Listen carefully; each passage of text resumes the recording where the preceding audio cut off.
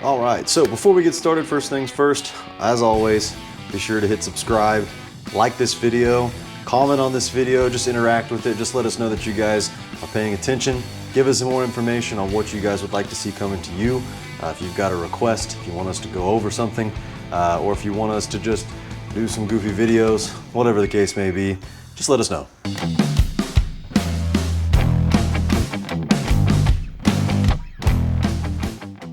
Today, we are going to be going over how to program this ESP-TM2, how to go through the setup process of the start times, the run times, days of watering, all of those things, so that there's no more confusion on y'all's end on how to get this thing to work properly for you. So, with that being said, these controllers are pretty straightforward for the most part. There's a lot involved with them as far as different things like setting program times, how long you should water for, all of which are different just based on the area that you're in. So those are things that you might want to do some research for. Call a local irrigator, ask some questions, get that little bit of detail for your area. It's going to definitely help you guys on what your run time should be, how often you should set your times for throughout the morning. Should you cycle and soak? All those questions are things that you need to be kind of doing some research. But this video today is not to go over those things. It's really just to show you how to function this controller. So with that being said, the first and most important thing to do whenever you're setting these controllers is to make sure that the date and time is correct, right? It's pretty obvious. All you do with this one is you're just going to basically move over to the date and time. It's going to show the current date, which if it's a brand new controller, typically it's a manufacturer setting. This one here is actually set for today's date. And again, you can kind of see that whichever area that you're trying to focus on, like the day, the month, the year, whenever it's doing that, it's going to be flashing at you, right? It's going to be saying, hey, like today's date's the 9th of October. So we're going to be going over and showing like, hey, the 9 would be flashing at you. You can move over to the date or the month by hitting this right arrow right here. You just hit it over to the right and it's going to go over to the month. You can do the same for the year. And then if you continue to move forward, it's going to move you over to your time. Now again, you can choose whether you want it to be a 12-hour time slot, or if you want to do a 24-hour time slot. It's really up to you. Some guys like to use the military time slot, but it's really just dependent on your preference at that point, right? Again, if you wanted to change anything, you can just move over to the right arrow, and then the plus is going to add hours or add minutes, whichever one you're on, and the minus is going to do the same. It's going to take away or either hours or minutes. Very similar on the other option, right? If you're on the month, say that we're not in the month of October, all you're going to do is hit the plus sign. It's going to go up to November. If you hit the minus sign, it's going to go down to December. Pretty self-explanatory, right? That's the benefit with those. Once you've got your date and your time set in, little caveat to always remember is that when it comes to having date and time, you've got situations with daylight savings. Those are things you have to do on your own. If you have the app, it'll do it for you. But if it's not on the application and you're just using the hardwired controller, you'll have to know, I've got to go out and reset my controller's time to make sure that it's watering on the right day, it's watering at the right time. These are not super smart controllers, just semi-smart controllers. So always keep those things in mind. With that being said, now we've got the date and time knocked out, we'll go to the start times. Now, each program is going to have, I want to say about 4 start times for each one. You've got 3 programs in totals, programs A, B, and C, and you've got 4 times to start for each program. That'll help you with your cycling and soaking again for your area, what you want to set it to. Just contact a local irrigator or just do some research. It'll really help to explain what cycling and soaking is. But that being said, same situation, right? If you wanted to add time to it, you just go over here to the plus button. You can hit plus until you got to the time that you want to start in. Always make sure that you're starting, if you're trying to set a time, pay attention to the AM and PM, because some people will be like, well, I set it for, 6 a.m., but it doesn't turn on until 6 p.m., right? Well, that's because this is, it has to be set on that, right? So always make sure that that's at a forefront of thought when you're setting these in. Always go through the process of setting it up to AM or PM and make sure you're reading that option when you're setting it up. Same thing Again, you got the option to smooth over. If you wanted to go over to the second time, you just hit the over button. If you wanted to add time to it, you just hit the plus. It takes you over to the time. You see it flashing at you. You start to add time to it. You can see it does it in 15-minute intervals. So you can't be like super specific, like I want it to start at 13 a.m. Unfortunately, it's not going to do that. It's only 15-minute intervals. So keep those things in mind as well. But it does help to whenever you're setting your times for running that you can really get a good distance between, so they're not conflicting run times. Again, if you wanted to switch programs, all you have to do is just hit this little program select button. It's going to move over to the next program. And again, same process applies for changing times, moving through the different start times that you got. That's going to get you situated on that for you. From there, what you're going to do is you're going to turn the dial over to run times.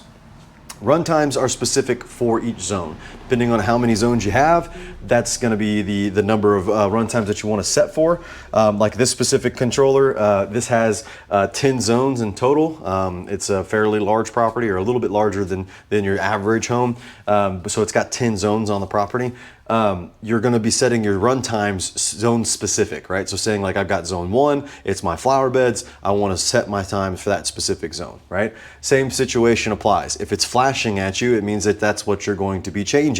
So zone 1, it'll say station, hours and minutes. You just move over. So say if zone 1 looks good, I've got it set. I want to go to zone 2, hit the arrow over to the right. It's going to move you over to zone 2, and then you can always add minutes accordingly, right? That's pretty self-explanatory. Same situation, if you wanted to change for programs, all you have to do is hit this program button. It'll move it over to the program that you want to change, and you're going to be good to go from there. With that, that's pretty much it for runtime. So we go over to watering days. Now, again, this is zone specific, right? So what I mean by or program specific, or rather I should say, and again, with that being said, always make sure that it's going to blanket every program, right? Every start time, every run time within that program is going to be blanketed with your watering days. So again, this is something that you should definitely check with your local municipalities. They're going to tell you the days you have set to water. Like the state of Texas gives you a 2 days to water based on the last digit of your house number, but the cities have the freedom to change those things. So always check with your local municipality. Just type in at Google, hey, what's my local watering day for my area, town, blank town, and it should pop it up for you. That way you can get that all situated on that end. But once you've got that situated, what you're going to do is you're going to check up here at the top, right above it, right? Again, flashing tells you that it's working. So what that's going to do is up here at the top, you'll see that it's got all of the days listed, right? With the days all listed, there'll be circles with lines through them or just simple water droplets. The water droplets means that it's watering. The days that it's pretty self-explanatory, but the days where the circle through the dash through it means that it's obviously turning that zone or that program off for that day. So again, you just want to kind of keep that in mind. With 2 days to water, if you have like a Thursday, Saturday, or Thursday, Sunday run times, you want to make sure that the water droplet is visible on Thursday and Sunday, but all other days have the circle with the X through it or the line through it. So drip line, could be different. You want to make sure you want to water every day, so you can water it every single day. Make sure all water droplets are visible, and you'll be good to go from there. The other option that this controller has is to activate or to bypass your sensor. So what you do is you move over to the sensor slot. Right now, this sensor is installed, so it's going to have it active. But if you wanted to bypass that, all you have to do is hit this little negative button. It's going to show up here and say sensor now disabled, and then you'd see where it pops up and says bypass. That again is going to show you that it is just bypassing your sensor. Anything that sensor gathers from the property is going to not relay that to the controller, so it'll just continue to water, which means that if it rains, it's going to continue to water, right? Same thing with freezing. It's too cold, it's going to water. So with that being said, I typically always like to leave it in the on position. So when you hit the plus button that says sensor is now active, it'll show up here whenever you move to the sensor. It'll show active on the sensor. Pretty self-explanatory on that aspect as well, right? So one other thing with the seasonal adjustments, again, this is something that you really want to kind of look and do some research on, because seasonal adjustments can make life really easy for you, but if you're not understanding what they're doing, they can also make things very difficult. So doing some research on seasonal adjust is really, really important. It's basically saying that if I've got a 30-minute run time, if I set it for 10%, it's only gonna run for 3 minutes, right? It's good to do that stuff in the winter. So instead of having to run it for the entire, 45 minutes for rotors or however long you got your runner, your zone set for, it's not going to run it for the entire time. It's going to shrink down that option and run it for a lot less. So seasonal adjustments can be really, really helpful. Again, a lot of research needs to be done into that. You need to look into those kind of things because it can definitely help you with kind of honing in your options for your controller and making it work effectively and efficiently for you. The other one is just manual watering. Again, I don't think I need to go over too much of that, but you have options, right? For manual watering, you can either water all zones for a set amount of time. Say like 2 minutes. If you just want to do a quick check of the system, you just hit it for 2 minutes, you move it into the auto position, and it'll start to water that system for you. The other option is you can have individual zones ran. So you just hit this little arrow button until you get over to where it says manual station, and then it'll also have the option for you to be able to move over to the next zone, etc. And then of course you can add time based on what you want to do from there by hitting the plus or the minus button to take away or add minutes to that for you. Another quick way, just a little kind of a little extra tidbit of information, if you will. Benefit to these controllers without having to do a manual run on just these zones here. We're actually running a zone. Let's turn that off real quick.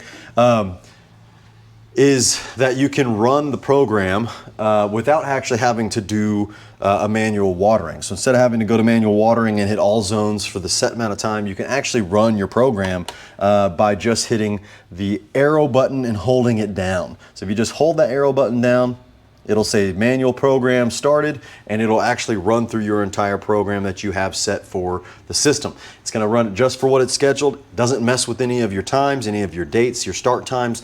None of that's affected. It's just watering your program, what you have scheduled for the time that you have it set. So I'd say like I come out and I want to water it at 7 o'clock at night. You just held that little arrow button down, kicks in your program, you're moving through your system, and it's going to run those things for you, and it'll turn it off once it's all set and done. So you don't have to really do much other than just leaving it alone, right? Pretty nice.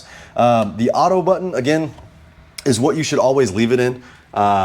When your system is you're wanting to run it normally programmed, you definitely want to leave it in the auto run. Don't want to turn it off, because then again you'll have to keep coming out here and turning it on, turning it off in order for your program or your system to run. So you always leave it in the auto position. That's just saying, hey, automatically if I'm scheduled to program, I'm going to turn on, I'm going to water. I'll water only for the days that you set, only for the times that you started. The start times that you have set, I'm only going to run for those, and I'm only going to run for the times that you have allotted for each zone.